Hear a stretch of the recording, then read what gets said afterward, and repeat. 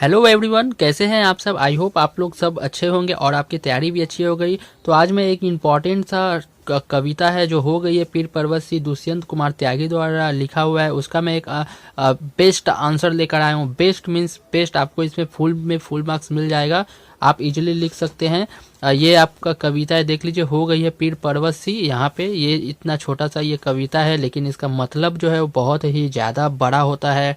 बहुत ही अच्छा कविता है। तो इसको मैं डिटेल्स में आपको समझाऊंगा कैसे क्या लिखना है। सभी क्वेश्चंस का एक आंसर लिखना है, उसको आप इजीली लिख सकते हैं। लेकिन उससे पहले मैं बता दूं कि आपके सिलेबस का बहुत सारे चैप्टर्स का वीडियो अवेलेबल है, आपको स्क्रीन पे दिखाई भी दे रहा होगा। सभी वीडियोज का थंबनेल आपको दिखाई दे रहा होगा, चाहे वो संध्या सुंदरी हो, समय के ढेर पे हो, कबीर की बारी हो, कूटज हो, सभी तरह के भाई बहन के हों, सभी अपलोडेड है। हिंदी साहित्य का इतिहास में द्विवेदी युग, प्रयोगवादी युग, अज्ञ रामधारी सिंह दिनकर, प्रगतिवादी युग, तमाम तरह की निराला जी के ऊपर, जयशंकर प्रसाद, सभी तरह के वीडियोज अवेलेबल है। और भी वीडियोज अवेलेबल है, तो आप चैनल को एक्सप्लोर करिए, आपको वो सभी मिल जाएगी। एक रिक्वेस्ट है, अगर चैनल पे पहली बार आए हैं तो सब्सक्राइब कर दीजिए और इस वीडियो को लाइक कीजिए ताकि मेरा उत्साह बढ़ेगा, और अपने फ्रेंड्स के साथ शेयर जरूर कीजिएगा ताकि सभी को ये बेस्ट आंसर मिल पाए। अगर आप स्कूल के हो, डोंट वरी, 5 में 5 मार्क्स तो मिलेगा ही। और अगर आप कॉलेज के हो और अगर आपका ये चैप्टर है कॉलेज में, तो भी आपको फुल मार्क्स मिल जाएगा। तो डोंट वरी, इसके लिए बेस्ट आंसर मैं लेकर आ चुका हूँ। तो चलिए स्टार्ट करते हैं। क्या है, हो गई है पीर पर्वत सी। जो कविता है, कविता का सारांश लिखिए, या उसका मूल भाव लिखिए, या कविता की विशेषताएं बताइए, या कविता का सार लिखिए, या कविता का संदेश क्या है अपने शब्दों में लिखिए। क्वेश्चन किसी भी तरह से आ सकते हैं। एग्जामिनर का काम होता है आपके माइंड को डाइवर्ट करना, क्वेश्चन गलत करवाना आंसर, बट आपको डाइवर्ट नहीं होना, इसीलिए मैं सभी चीज़ें यहाँ लिख दिया हूँ। सारांश हो, मूल भाव हो, विशेषता हो, सार हो, संदेश हो, सभी को आप इस आंसर ही ऐसे मैंने डिजाइन करके लिखा है कि आप सभी तरह के आंसर्स, क्वेश्चंस के आंसर को ये लिख सकते हो। देखिए स्टार्ट कैसे करना है, सभी लाइन बाय लाइन देखिएगा। हेडिंग जैसे है, अंडरलाइन कहाँ पे है, ब्लू पेन ब्लैक पेन का कॉम्बिनेशन क्या है, कोटेशंस क्या है, सपोर्टिंग लाइन क्या है, हर एक चीज़ को मैं दिखाऊंगा। और एज इट इज आप अपने कॉपी में लिख लीजिएगा, याद कर लीजिएगा, और एग्जाम में जाके लिख लीजिएगा। और टाइम टू टाइम इसको रिवाइज करिएगा वीडियो को देख कर, क्योंकि अगर टीचर बोलता है तो आपको जल्दी याद हो जाएगा, तो ज़रूर इसे सुनकर ही याद कीजिएगा। चलिए स्टार्ट करते हैं। तो आपको ऐसे लिखना है, हो गई है पीर पर्वत सी, हिंदी के लोकप्रिय शायर। तो ये शायर है दुष्यंत कुमार त्यागी, और जो आप लिखते वो गजल है, ठीक है। तो शायर दुष्यंत कुमार त्यागी द्वारा रचित गजल है। तो इस चीज़ को जरूर अंडरलाइन कीजिएगा। आप जो कविता लिखते हैं वो किस कैटेगरी का है, तो वो गजल है, उसमें कौन सा अलंकार है, तो वो भी इम्पॉर्टेंट पॉइंट्स होते हैं, तो वो अंडरलाइन करना ही होता है, तभी तो टीचर पे फोकस उस पर जाएगा। बिकॉज टीचर हर एक लाइन आपका नहीं पढ़ सकता, उसके पास 5-10 मिनट एक क्वेश्चन का आंसर पढ़ने का टाइम नहीं होता है, वो जस्ट 5 सेकेंड 10 सेकेंड में ही देख लेता है। तो आपका ये जिम्मेदारी है कि मेन पॉइंट आप उसे दिखाइए ताकि वो फुल मार्क्स आपको दे पाए। तो ये बात हमेशा याद रखिए। आई एम ए टॉपर, तो मैं टॉपर सीक्रेट वगैरह आपको बताते ही रहता हूँ कि आप टॉप कैसे कर सकते हो। तो उन्होंने नए से नए अंदाज में अपनी बातें कही हैं। इस कविता में कवि ने शोषण से पिसते पराजित इंसान की व्यवस्था, संघर्ष आदि पर प्रकाश डाला है, एवं क्रांति और विद्रोह के बल पर सामाजिक परिवर्तन पर बल दिया है। तो ये कविता जब आप पढ़िएगा, तो ये कविता जो है आप जब पढ़िएगा तो आपको ये सभी चीज़ें समझ में आ ही जाएंगी।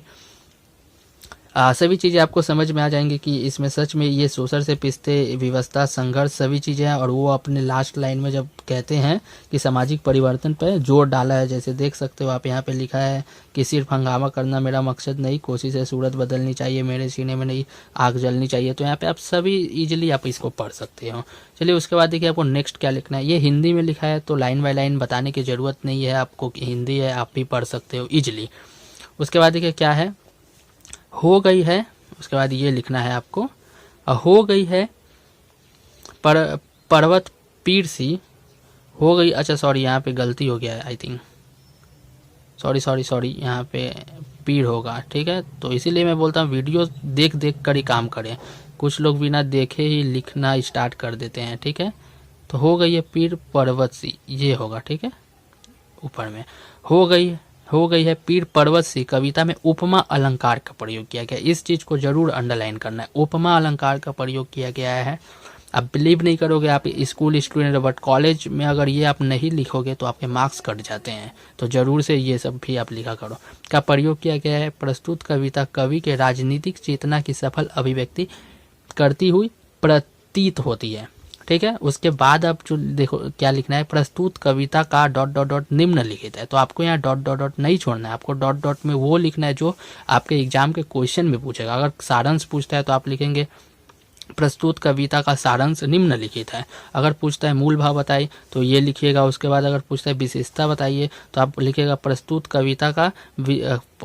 कविता की विशेषताएं निम्नलिखित है। तो इस तरह से संदेश ऐसे कर करके आप यहाँ इस जगह को फील्ड कीजिएगा क्वेश्चन के अकॉर्डिंग, आपके एग्जाम में जो क्वेश्चन आएगा। ठीक है, और अब हम लोग जो है हेडिंग वाइज नंबरिंग वाइज करेंगे, क्योंकि ऐसे करने से एग्जामिनर का फोकस ज़्यादा पड़ता है, ना कि ब्लू पेन से एक लाइन से लिख देने से फोकस नहीं पड़ता। ये चीज़ें करनी ज़रूरी होती है, क्योंकि ऐसे लिखने से आपको पार्ट वाइज बहुत ज़्यादा नंबर मिल जाता है, फुल मार्क्स मिल जाता है। मेरा आंसर ही इतना पावरफुल है कि फुल मार्क्स मिल जाएगा, और ये गारंटी के साथ मैं कहता हूँ। ठीक है, चलो हम लोग देखिए अब हेडिंग कैसे लिखेंगे। 1 नंबर में आप लिखेगा भ्रष्टाचार का पीर। इसको अंडरलाइन करके देखिए, जो लिखा है सेम टू सेम वैसे ही लिख देना है। आपको अपने तरफ से कोई दिमाग नहीं लगाना है। जो भी दिमाग लगाना था हम टॉपर्स लगा लिए हैं, मैं लगा लिया हूँ, आपको सिर्फ और सिर्फ लिखना है। तो यहाँ पे देखिए कैसे लिखना है। यह प्रकृति का स्वाभाविक नियम है कि दबाई हुई वस्तु अधिक दिनों तक दबी नहीं रह सकती, एक न एक दिन उसका विस्फोट होता है। मैं समझाता हूँ इसका बात। ठीक उसी प्रकार भ्रष्टाचार का यह पीर, देखो यहाँ पे हेडिंग है और यहाँ पे वो चीज़ है, तो इसको अंडरलाइन जरूर कीजिए। भ्रष्टाचार का यह पीर पर्वत सी हो गई है, जिस प्रकार हिमालय से पवित्र गंगा निकलती है, ठीक उसी प्रकार पीर की पर्वत पिघल कर मंगल रूपी गंगा बहे। तो यहाँ पे आप जानते हो कोई भी चीज़ दबी नहीं दब सकती है। जैसे आप कॉमन लैंग्वेज में बोलते हो कि सच कितना भी दबाओ लेकिन सच जो है वो बाहर आ ही जाता है। तो ठीक वही चीज़ है, कोई भी चीज़ ये नेचर का नियम ही है, प्रकृति का स्वाभाविक नियम है कि दवाई वस्तु ज़्यादा दिन नहीं दब सकती, वो निकलती है, विस्फोट होती है। जैसे आप देखते हो लावा का पर्वत है, लावा बहुत सालों तक जन्मा रहता है, लेकिन एक न एक दिन लावा भी विस्फोट होता ही है। और जैसे हिमालय से पवित्र गंगा बहती है, ठीक उसी प्रकार जो ये पीर की जो पर्वत हो गई है उसको भी पिघल कर गंगा रूपी निकलना चाहिए। अब यहाँ पे गंगा से आप एग्जाम्पल तो दे रहे हो, लेकिन उसका मतलब क्या है? तो गंगा यहाँ क्रांति के प्रतीक के रूप में आई है, मतलब एक क्रांति की लहर जरूर निकलनी चाहिए। तो यहाँ गंगा इस चीज़ की यहाँ पे प्रतीक है, तो इसको जरूर अंडरलाइन जरूर करिएगा। उसके बाद देखिए क्या है कि यह एक ऐसी सच्चाई है जिससे कोई इनकार नहीं कर सकता। ये सभी चीज़ें आप जानते भी है, एंड उसका आप ये जो लिख दिए तो क्या ये चीज़ नहीं लिखना, अब इसका एक सपोर्टिंग लाइन जिसको कोटेशन कहा जाता है वो लिखना ही लिखना है। अदरवाइज आप हिंदी में फुल मार्क्स नहीं ला पाओगे अगर नहीं लिखोगे तो। यहाँ पे देखो क्या है कि यहाँ तक आते आते सूख जाती है नदियाँ, मुझे मालूम है पानी कहाँ ठहरा हुआ होगा।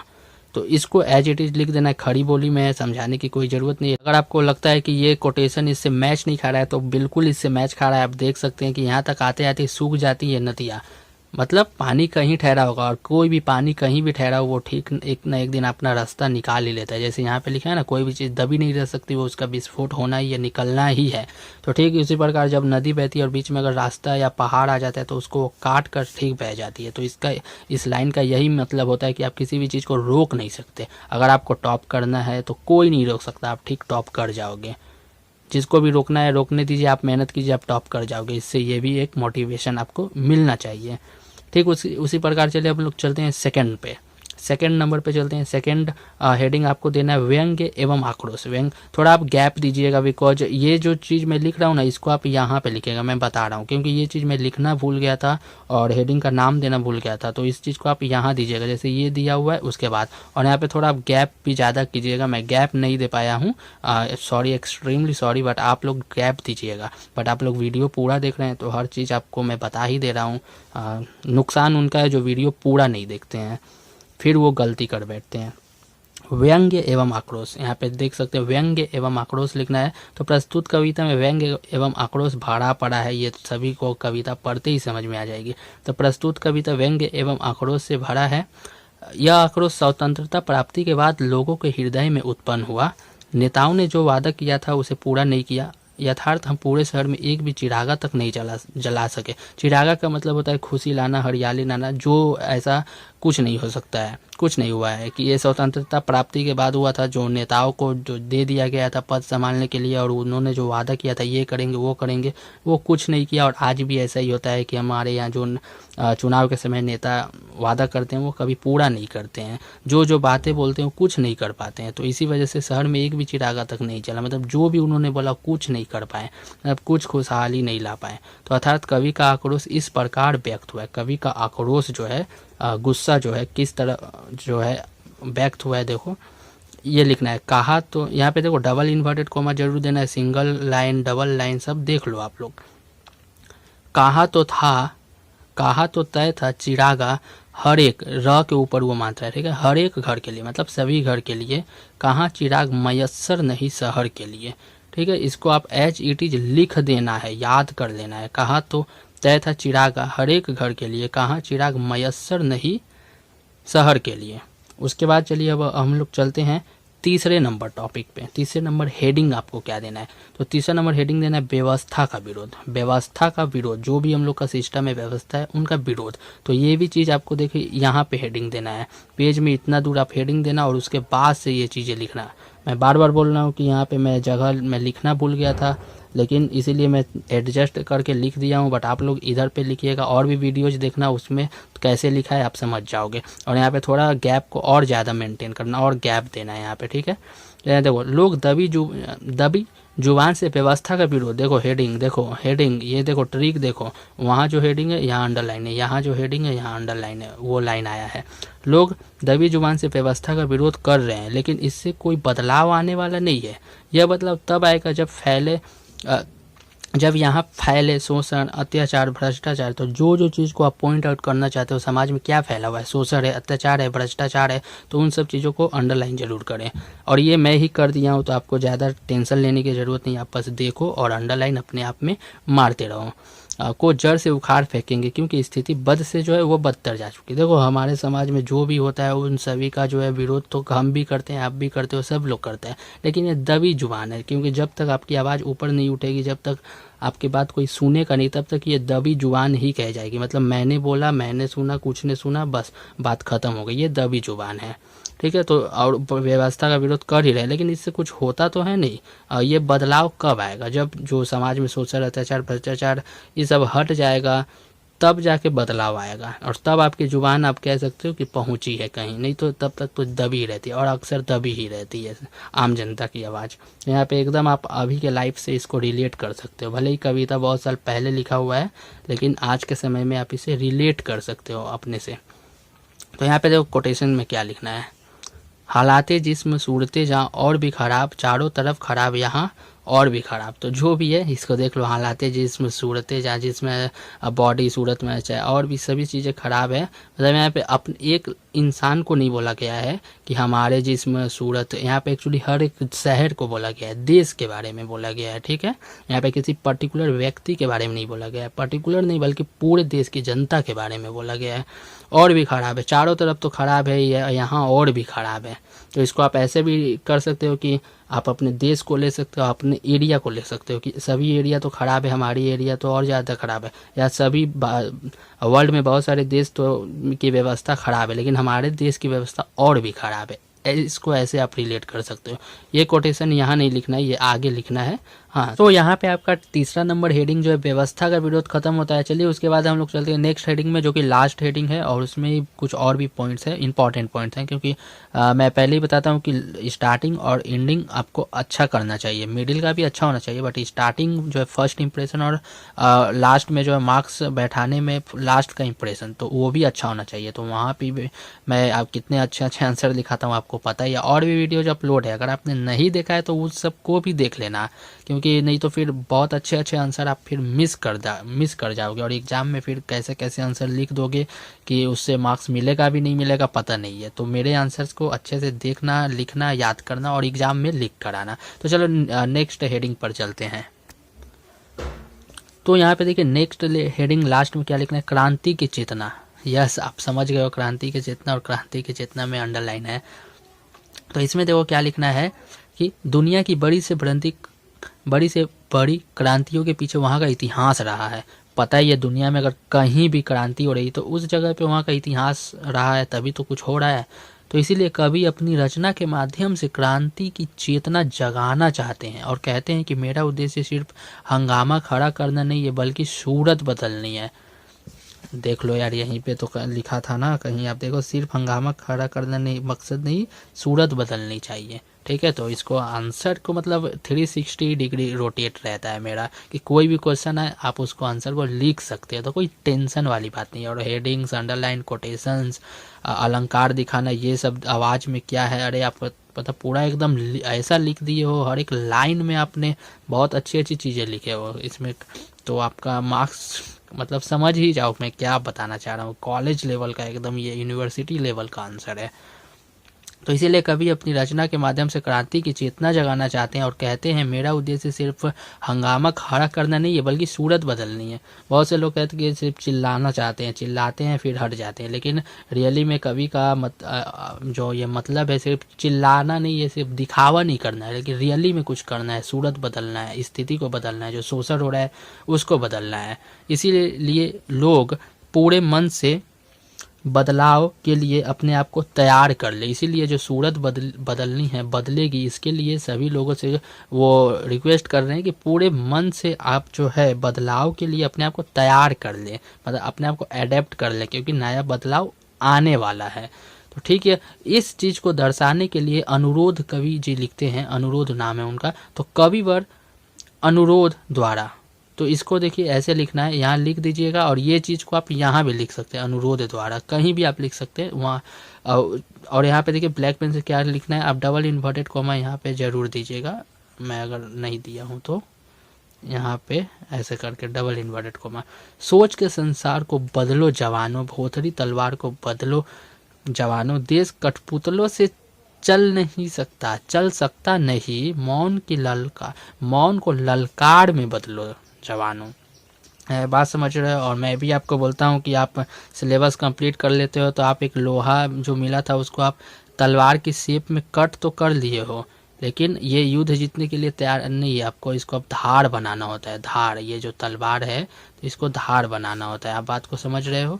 तो वही चीज़ एक तरह से कविता में भी है। तो कहीं भी जाओ यहाँ पे आपको ये सभी चीज़ें, मोटिवेशन तो एक ही जगह एक ही जैसा मिलेगी। सोच के संसार को बदलो जवानों, भोथरी तलवार को बदलो जवानों, देश कठपुतलों से चल नहीं सकता, और ये पता ही है चल सकता नहीं ये कठपुतलों से। मौन को लड़का, मौन मतलब जो चुपचाप बैठे, वो चुप्पी है जो उसको, साइलेंस को ललकार में बदलो, मतलब गरजने में बदलो, मतलब चेंज करने के लिए आवाज़ उठाने की बात की गई है, बदलो जवानों। तो और ये जो बात है, तो इसी कारण कवि की आवाज़ में द्विंद, तनाव, निर्भीकता है। कवि की जो आवाज़ है, जो आप ये कविता पढ़ते हो, ये आम भाषा में ऐसे ही नहीं लिख दिया गया, इस अंदर के आवाज़ को जानो। जैसे मैं कुछ बोल रहा हूँ तो जैसे इसमें आपको समझने की बात है, अगर मैं बोल रहा हूँ धीरे से मतलब अच्छे से बोल रहा हूँ, अगर मैं ज़ोर से बोल रहा हूँ तो आप समझ रहे हो यार सर जी गुस्सा में बोल रहे हैं, अगर मैं रो कर बोलूँगा तो अलग इंप्रेशन आएगा। तो इसी तरह से कवि की यहाँ जो आवाज़ आ रही है वो क्या है, उस आवाज़ में हंसी मजाक है, कॉमेडी कर रहे हैं या क्या कर रहे हैं, तो उनकी आवाज़ में द्विंद, तनाव, निर्भीकता सब कुछ है। तनाव किस चीज़ का है, हालत ख़राब है उसका तनाव है, निर्भीकता, द्विंद, ये सब क्या है कि उनको अब हालत ठीक करनी है। तो ये सभी चीज़ें हैं। बस यहाँ पे आपका हेडिंग वगैरह ख़त्म हो गया। लास्ट में जो है, इस तरह दुष्यंत कुमार जी ने राजनीतिक चेतना तथा जनता का मोहभंग का प्रस्तुतिकरण इस कविता में किया है। ये लास्ट में आपको ये लिख देना है। इस तरह दुष्यंत कुमार जी जो कवि है ने राजनीतिक चेतना तथा जनता का मोहभंग का प्रस्तुतिकरण इस कविता में किया है। अगर आप यहाँ कुछ चेंज करना चाहो तो आप ऐसे लिख सकते हो कि इस तरह दुष्यंत कुमार जी ने राजनीतिक चेतना, कॉमा, व्यंग्य एवं आक्रोश, कॉमा, जो हेडिंग्स है, क्रांति की चेतना, कॉमा, तथा जनता का मोहभंग का प्रस्तुतिकरण इस कविता में किया है। तो ये आंसर यहीं पे कंप्लीट होता है। एंड आप लोग रेडी रहना, फुल मार्क्स पाने के लिए आराम से आपको मिलेगा। 5 हो या 10 हो, जो भी हो, आपको ऐसे करके मार्क्स मिलने वाला है। और इसी के साथ बहुत सारे वीडियोज अपलोडेड है, जैसे आप यहाँ पे देख सकते हो, यहाँ पे समय के ढेर पर, तो समय के ढेर पर का भी आंसर, बहुत ही अच्छा आंसर अपलोडेड है, फुल मार्क्स वाला आंसर अपलोडेड है। ये आपको मैं जस्ट यहाँ दिखा रहा हूँ। तो यहाँ मैं जस्ट आपको दिखा रहा हूँ, देखो ये समय के ढेर पर का आंसर है, ये भी आप जो है लिख सकते हो। एंड उसके साथ यहाँ पे भी बेस्ट आंसर सभी अपलोडेड है। उसके बाद देखो संध्या सुंदरी कविता का है, तो इसके भी आप इजीली लिख सकते हो। संध्या सुंदरी सभी का एक ही आंसर है। और भी बहुत सारे हैं, मैं आपको क्या दिखाऊँ, और भी बहुत सारे हैं, तो आप धीरे धीरे करके लिख सकते हैं। चलो मिलते हैं नेक्स्ट वीडियो में, तब तक के लिए wishing you all the very best. तब तक के लिए आप चैनल को सब्सक्राइब जरूर करना एंड ये सभी के साथ शेयर जरूर कर दीजिएगा। बहुत सारे लोगों को बेस्ट आंसर नहीं मिल पाते हैं और पैसों की कमी की वजह से उनको कोचिंग वगैरह जाने का अवसर भी नहीं मिलता है, तो उनके लिए ये फ्री वीडियोज है, उनको भी ज़रूर मौका दे। पढ़ने का, शिक्षा पे सभी का अधिकार है। और पहली बार अगर हो तो चैनल को सब्सक्राइब करना और वीडियो को लाइक करके मेरा उत्साह ज़रूर बढ़ाना, क्योंकि अगर मेरा उत्साह बढ़ा रहेगा तो ही तो मैं आपका उत्साह बढ़ाऊँगा। तो चलिए मिलते हैं नेक्स्ट वीडियो में, तब तक के लिए ta-ta bye bye, wishing all the very best.